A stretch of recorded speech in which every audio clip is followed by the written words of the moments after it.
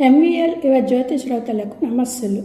MVL మాస్టారి రచన నిన్న స్వప్నం నేడు సత్యం ధారావాహిక 4వ భాగం. చిరంజీవి రామారావుని ఆశీర్వదించి వెంకటరామయ్య వ్రాయినది.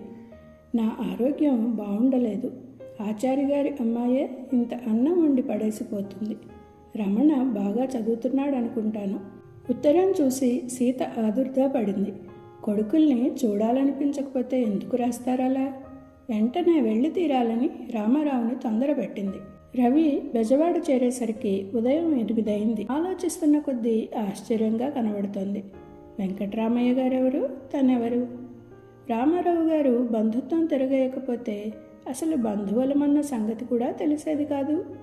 కొడుకులిద్దరూ రాకుండా తను రావడం ఏమిటి చూడడానికి? ఇంత తొందరగా అనుబంధాలు ఎలా ఏర్పడతాయి? రవిని చూడగానే ఆయనకి ప్రాణం లేచి వచ్చినట్లయింది. అంతా బాగున్నారా నాయనా? బాగున్నారండి. పెద్దబ్బాయి రానన్నాడా బాబు అని అడిగారు ఆయన. అన్నయ్య గారికి సెలవులు లేవండి, లేకపోతే వచ్చేవారే. తన రాక వల్ల ఆయన బాగా ఉపశాంతిని సంతృప్తిని పొందుతున్నారనిపించింది రవికి. ఏమో మాస్టారు, ఎంతగా డబ్బున్న వాళ్ళ ఇంటికి వెళ్ళిపోయినా అంత అహంకారం పనికిరాదు. మిమ్మల్ని పట్టించుకోకుండా వదిలివేయడం బాగాలేదు. ఆచార్య గారు మాట్లాడుతోంది రామారావు గారి గురించి అని రవి గ్రహించగలిగాడు. ఆచార్య గారు, నన్నొక్క మాట చెప్పనివ్వండి. కాలేజీ వాళ్ళ మామగారిది. వీడు మనవాళ్లే కదా, పర్వాలేదన్న భరోసాతో తన ధర్మం మరిచిపోయి తిరిగాడనుకోండి, ఎంత అప్రతిష్టగా ఉంటుంది. నాకు తెలుసండి, వాడి మనసు మంచిది, ఎవరినీ నొప్పించలేడు. రవికి ఆశ్చర్యం వేసింది.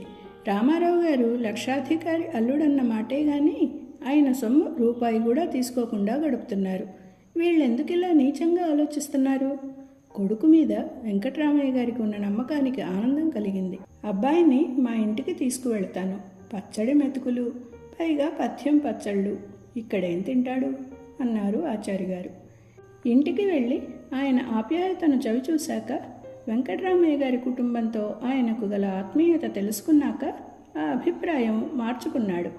డబ్బుకి ఇబ్బంది పడుతున్న రోజున కూడా తోటివాడిని ఆదుకోవటానికి, ఇంటికి మనిషి వస్తే పట్టడన్నం పెట్టడానికి ఆయన వెనకాడరని తెలుసుకున్నాడు. పట్నవాసం మనుషులకి పల్లెటూరు మనుషులకి ఇదే తేడా. అక్కడ యాంత్రికమైన స్నేహ సంబంధాలు, ఇక్కడ ఆర్ద్రమైన అనుబంధాలు. అక్కడ పెదవులపైన నవ్వు, ఇక్కడ గుండె నిండుగా నవ్వు.